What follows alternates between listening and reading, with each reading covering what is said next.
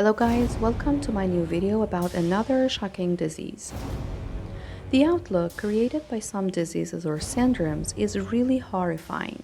Hydrocephaly is one of those. Hydrocephalus or hydrocephaly is the cerebrospinal fluid CFS accumulation in the cavities or ventricles of the brain. It causes the enlargement of the skull, which leads to the increment of pressure in the intracranial, and it can be fatal. In most cases, hydrocephalus is congenital and present during the birth. It also generally happens with children and adults over 60 years. However, some cases with young adults have been reported.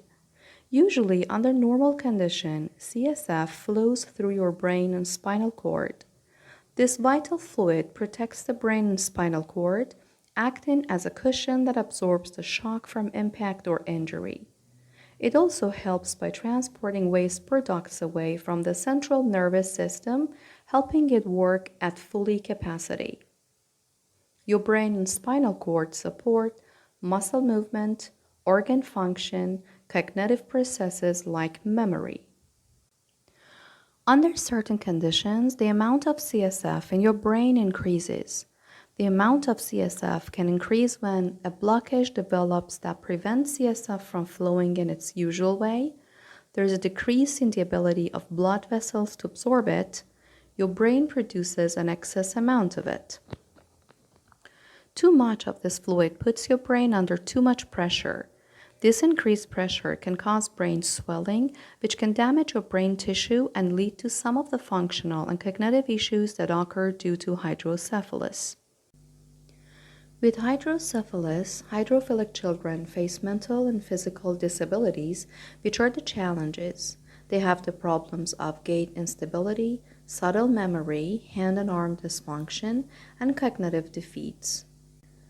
Treatment of hydrocephalus at the earlier stages reduce the above disabilities. Before the apparent swelling appearance is being found, hydrocephalus should be diagnosed at very early suspected stage. Different approaches have been used to diagnose the hydrocephalus, which include physical, neurological, and imaging tests. In particular, imaging studies show a great accuracy in hydrocephalus.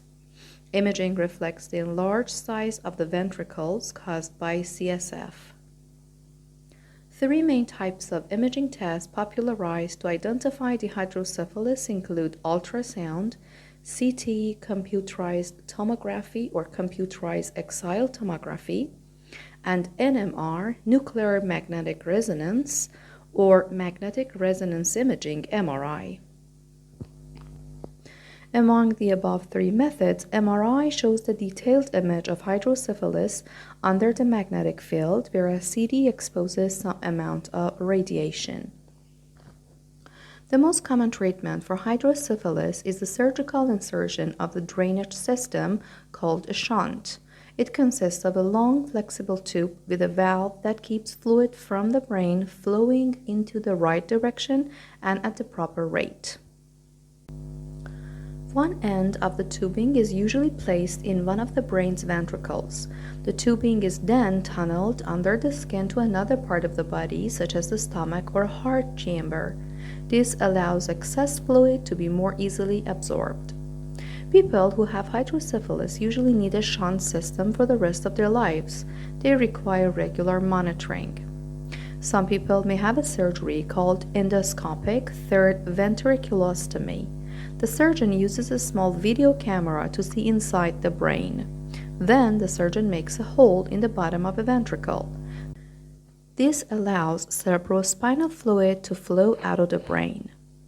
Both surgical procedures can result in complications.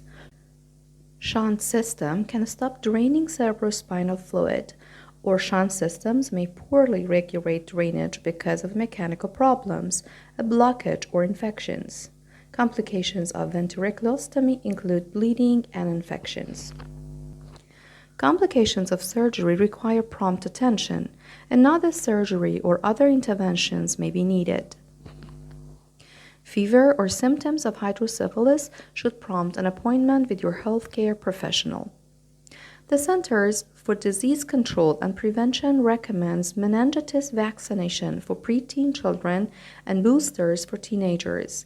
Vaccination also is recommended for younger children and adults who might be at increased risk of meningitis for any of the following reasons: traveling to countries where meningitis is common, having an immune system disease called terminal complement deficiency, having a damaged spleen or having had the spleen removed, living in a college dormitory, and joining the military.